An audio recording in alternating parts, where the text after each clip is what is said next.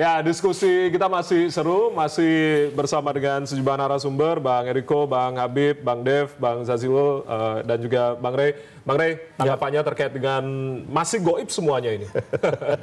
Lah iya memang goib. Masih goib. Justru karena goib, utak-atiknya jadi mana-mana gitu ya. Tapi kan Oktober ini kan udah mulai dekat gitu. Cuman kalau kita mau pakai prediksi-prediksi lah, besar dugaan saya bulan Juni ini PDI akan umumkan. Juni ini? Juni. Oke. Nah, PDI ini kan masalahnya antara Puan dengan Ganjar.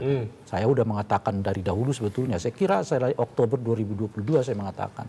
Kalau sampai bulan Maret Ibu Mega tidak mengumumkan posisi Ibu Puan apakah sebagai calon presiden atau wakil presiden, besar kemungkinan itu adalah Ganjar Pranowo. Jadi saya kira posisi Ganjar sebagai calon presiden dari PDI Perjuangan itu ada di angka 90% sekarang. Jadi hanya faktor alam nih sekarang yang memungkinkan perubahan itu berubah. Kita nggak tahu itu kan. Makanya kita bilang juga. Nah itu banyak. Juga masih maka belum dia angka 90%. gitu ya. Kenapa saya mengatakan 90%? Ya karena nggak ada figur dari PDI Perjuangan lagi kan. Selain kalau nggak Ibu Mega, Ganjar. Kalau kalau Mbak Puan kan Anda tahu sendiri kan, elektabilitasnya bahkan untuk calon wakil presiden pun agak sulit didongkrak gitu, apalagi calon presiden gitu. Nah oleh karena itu, kalau misalnya pun koalisi ini terbentuk, besar dugaan saya baru Juli itu akan terjadi karena nunggu PDI Perjuangan mau gabung atau tidak gitu ya, atau berada di luar sendiri atau ini sendiri gitu. Nah kalau Juli dilakukan, ini menguntungkan semua pihak sih. Makanya sebetulnya kunci dari koalisi ini jangan terlalu terburu-buru untuk mengumumkan siapa calon presiden. Maksudnya menguntungkan semua pihak artinya? Ya karena akan kelihatan kan. Elektabilitas, saya kan mengatakan tadi, kalau Pak Prabowo elektabilitasnya setelah didukung, tadi kan disebutkan di situ, hampir 50% ya kursi di parlemen. Tapi elektabilitasnya misalnya masih sekitar 30, itu riskan artinya gitu. Kita harus cari figur yang lain kan, kira-kira gitu itu. Nah oleh karena itu mungkin bisa masuk dalam hal ini ke Ganjar dan seterusnya gitu. Nah oleh karena itu kuncinya jangan diumumkan buru-buru. Nah kalau sampai Juni akan kelihatan elektabilitas Pak Prabowo untuk konteks ke koalisi besar ini, ya baru akan kelihatan tuh di Julinya mereka akan umumkan siapa komposisinya. Apakah Pak Prabowo, apakah si B, si C, dan seterusnya gitu. Kalau untuk sementara kan kelihatan saya sebutkan tadi, magnetnya itu ada di Pak Prabowo gitu. Terlihat dari setidaknya 3 partai politik pasca koalisi itu dibentuk, itu langsung merapat ke Pak Prabowo gitu loh. Untuk mengatakan kami ikut koalisi besar macam-macam dan seterusnya gitu. Nah itu yang saya sebutkan tadi, ketika kalau ini terus berlanjut, posisinya Golkar itu makin nggak kelihatan gitu loh. Ya kan, dia di mana gitu. Karena kalau ini beratnya pangsa pasarnya, ini semua kelompok nasionalis yang masuk, PDI masuk, ya Gerindra masuk, kemudian apalagi masuk gitu ya, yang tengah kanannya sedikit ada PKB, ada PAN di dalam, ada P3 gitu, langsung tokohnya Golkar juga nggak ada gitu. Pak Erlangga jangan kan jadi calon presiden, jadi calon wakil presiden juga agak sulit gitu loh kira-kira dari konteks elektabilitas gitu. Nah oleh karena itulah dalam bacaan saya strategi Golkar itu lebih aman kalau 3 pasangan calon presiden. Kalau tiga calon presiden dengan 3 koalisi seperti sekarang, kekuatan nego Golkar itu kuat sekali. Dia lidernya di KIP gitu kan. Pokoknya siapapun yang mau masuk sebagai calon presiden, aku ini calon wakil presidennya gitu. Tapi kalau masuk Gerindra, masuk PDI gitu ya, dia turun peringkat dari yang mesti nomor 1 turun yang kedua, masuk PDI turun yang ketiga, seterusnya gitu. Jadi akan sulit dan oleh karena itu besar dugaan saya kuncinya itu adalah ada di bulan Juni, apakah ini dipercepat. Kalau mereka percepat yang untung Gerindra, karena udah jelas posisinya itu ada sebagai calon presiden gitu ya. Tapi kalau mereka ulur sampai ke Juni, itu artinya Gerindra belum tentu menjadi posisi nomor 1 gitu. Nah oleh karena itulah perlu kita ingatkan kepada Gerindra, hati-hati, jangan lagi peristiwa sakit hati berulang-ulang gitu loh kira-kira ya kan. Sakit hati di 2014 ya kan, sakit hati 2019, 2024 sakit hati lagi gitu loh ya. Satu udah pergi ya kan. Bang Reynya ada apa dengan Golkar sama Gerindra ini? Satu kan udah pergi kan, ya kan. Satu sudah pergi ya kan, tanpa salam, tanpa apa ya. Jangan lagi yang yang seolah-olah dibesarkan Pak Jokowi ini menjadi gambaran besar bagi Gerindra bahwa seolah mereka adalah pasangan yang paling dijagokan Pak Jokowi. Mengingat kemarin kita sebutkan tadi langsung udah digandeng lagi tuh Pak Ganjar gitu. Nah itu yang perlu diingatkan. Bang Rey, aku minta tanggapan langsung ke Bang Habib. Bang Habib, jangan sampai terulang lagi ini sakit hatinya. Ya pengamat silakan ya. Ya tapi kita pimpinan kita itu kan negarawan besar. Ya. Pak Prabowo yang berpikir tidak saja sepragmatis yang dianalisa para pengamat. Kami tetap berkomitmen menjalankan proses ini. Ya saya bilang tadi ya bahwa kami terikat pada koalisi yang sudah sangat solid KKIR dan dalam ikhtiar untuk memperbesar koalisi itu. Ikhtiar untuk memperbesar koalisi. Ya. Begitupun juga PKB. Ya, betul, KKIR ini sudah lama ya, hampir setahun. Agustus tahun yang lalu dan sampai hari ini belum memutuskan siapa calon presiden dan wakil presiden. Nah, berkaca dari itu dan berkaca dari pemilu-pemilu yang lalu, misalkan pemilu 2019, maka keputusan untuk calon presiden dan wakil presiden itu ada di limit akhir. Pasti akan, kalau Pak Ray tadi bilang di Juli, saya tidak yakin. Karena kemarin 2019 itu tidak ada incumbent dan yang baru saja itu juga di limit akhir, apalagi hari ini di last minute, apalagi hari ini dengan koalisi yang bertumpuk-tumpuk. Makanya kami dari KKIR ini ingin segera untuk memutuskan siapa calon presiden dan wakil presiden. Namun ini kan tidak mudah, semua dibicarakan dan dalam piagam itu dibicarakan oleh Pak Prabowo dan Gus Muhaimin. Namun faktor-faktor yang lain tentu harus dihitung secara cermat. Nah, kalau kita melihat dari perjalanan koalisi yang ada, figur-figur yang muncul, nama-nama yang disurvei, naik turunnya problem kenegaraan, misalkan program masyarakat, saya melihat memang ada di last minute nanti akan diputuskan. Namun KKIR tetap membangun soliditas di situ. Karena apa?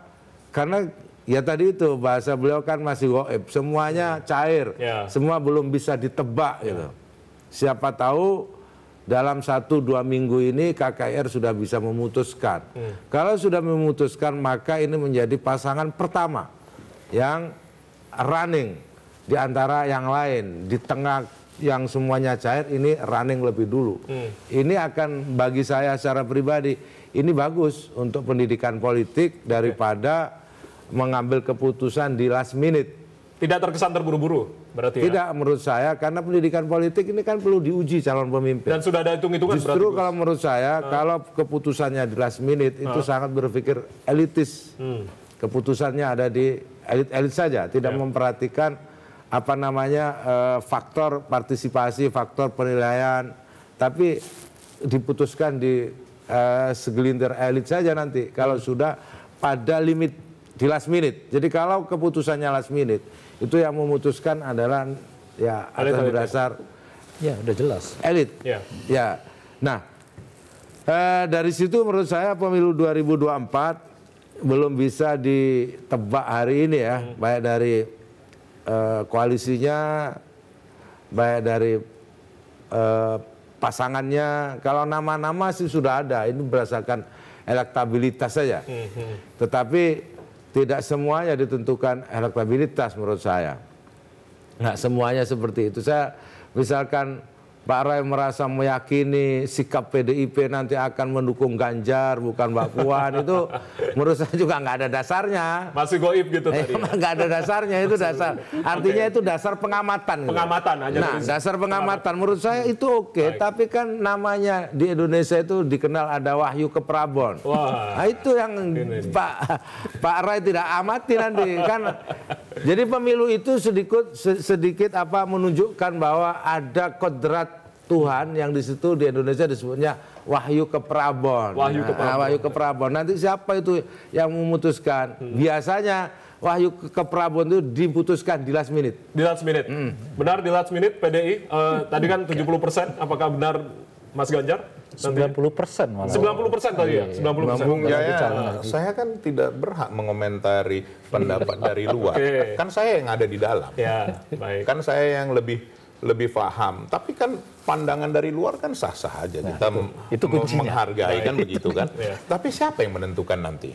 Yang menentukan ketua umum berdasarkan apa yang dikehendaki juga oleh rakyat. Karena begini, kami kan mempunyai struktur yang sudah sampai di tingkat RT dan RW. Nah, kalau berdasarkan hasil survei, sebenarnya bisa saja kita juga mau bertanya, betul nggak Mas Jazilul? Kita tanyakan siapa yang membiayai survei ini. Kan tentu tidak bisa survei begitu saja terjadi kan. Tapi acap kali setiap kali kami bertanya, tidak pernah mau dijawab. Siapa yang membiayai? Kalau membiayai diri sendiri kan tidak mungkin. Yang bisa seperti itu barangkali hanya Kompas. Itu yang kami tahu seperti itu. Nah, jadi wajar semua berpandangan begitu. Tapi ada satu nilai positifnya dalam hal ini. Bahwa memang ditunggu. Inilah kesimpulan dari semua yang mengamati, termasuk Bung Jaya, bahwa apa yang mau diputuskan oleh Ibu Ketua Umum ini ditunggu oleh semua pihak. Ya makanya kita tunggulah. Tapi bahasa tunggu dari Ibu 90% ke Mas Ganjar atau kalau ada pengaruhnya sama yang kemarin atau sekarang kan begini. Tadi saya sudah sampaikan dari awal bahwa saya tidak tahu. Kalaupun saya tahu, jangankan Bung Jaya, istri saya aja tidak saya kasih tahu. Sampai Ibu mengumumkannya. Nah, sampai Ibu mengumumkannya karena kenapa? Sebenarnya kan disitulah satu hal bahwa kita menghargai kepemimpinan tertinggi. Sebenarnya tadi yang disampaikan Mas Jazilul maupun Bang Rey maupun juga Mas Habibur Rahman maupun Bung Dev Laksono, harusnya kalau boleh kami menyampaikan kan, apa yang salah dengan kalau misalnya dideklarasikan dulu terlebih dahulu seperti tadi misalnya katakan kerjasama Indonesia Raya, Bangkitan Indonesia Raya. Kenapa tidak? Nah begitu juga dengan Mas Habibur Rahman. Tapi kenapa sampai saat ini ataupun mungkin minggu depan belum terlaksana barangkali? Karena memang ya begitulah situasinya. Karena siapapun, sekali lagi kesimpulan dari semua ini, yang paling utama adalah rakyat yang menjadi panglima. Siapa yang memilih ini kan nanti rakyat. Nah, apakah ada partai yang mau misalnya tidak memenangkan hati rakyat? Atau tidak memenangkan kompetisi ini? Tidak ada saya rasa. Semua berkeinginan seperti itu. Nah, kita tunggulah. Saya punya, sekali lagi, saya tidak mau menduga-duga. Saya rasa setelah diputuskan oleh PDI Perjuangan nanti, ini menarik ini nanti. Contohnya kenapa? Hasil survei, ini boleh kita lihat semua. Turun naiknya Bang Rey segitu-segitu aja. Dari calon-calon yang ada maupun dari partai. Termasuk PDI Perjuangan kemarin ada turun sedikit. Tetapi Mas Ganjar turun kemarin akibat tapi turunnya tidak lebih dari margin of error.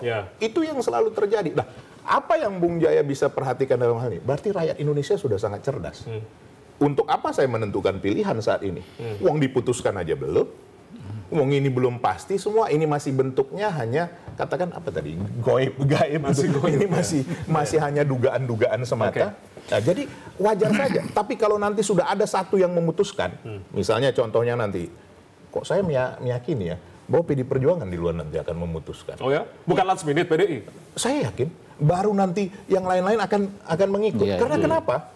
Konstelasi ini memang yang dibaca, bukan sekali lagi dengan segala kerendahan hati minta maaf kepada semua bahwa ini yang ditunggu. Setelah sikap ini ada diputuskan oleh Ibu Ketua Umum, maka nanti yang lain kami ikut atau tidak. Baik. Itu nanti Bung Jaya. Nah, mengapa saya katakan 90%? Pernyataan Bung terduga ini memperkuat. Sudah terduga-duga. Pertama, ya beliau tidak membantah pernyataan saya. Alih-alih membantah, beliau mengatakan sah-sah saja pandangan itu. Ya kan? 90% itu tadi ya. Nah, yang ketiga adalah yang dikehendaki rakyat. Kalau dilihat survei, ya Ganjar yang paling tinggi dibandingkan dengan Ibu Mega, Ibu Puan gitu.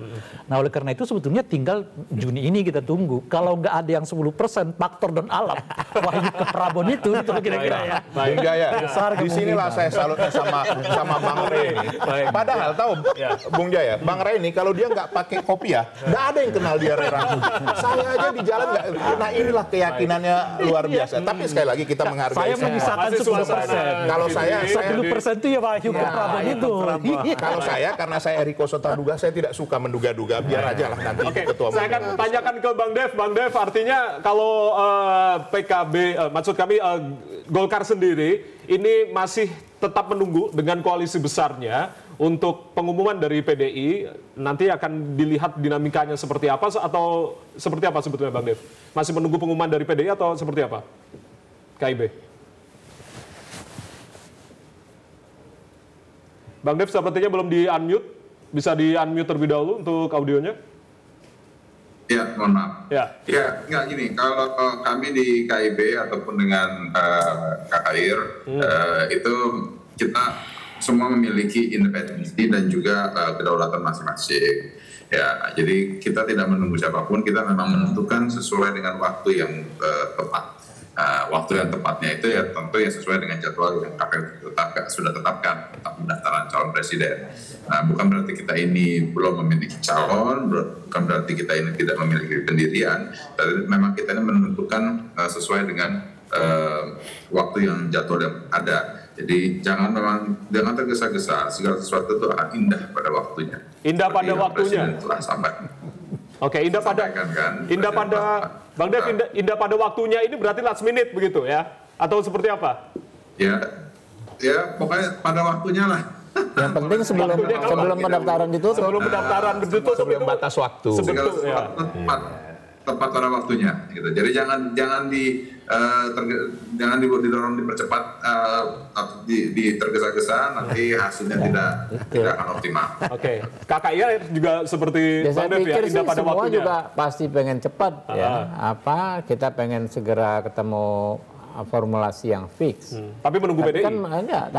Tapi kan semua faktanya kan kita masih berjalan terus ya, namanya penjajakan ini ya. Dinamika ini masih berjalan terus. Toh ada tenggat waktu kok. Jangan khawatir gitu kan. Nggak mungkin kita sepakatinya di 2025, nggak mungkin ya.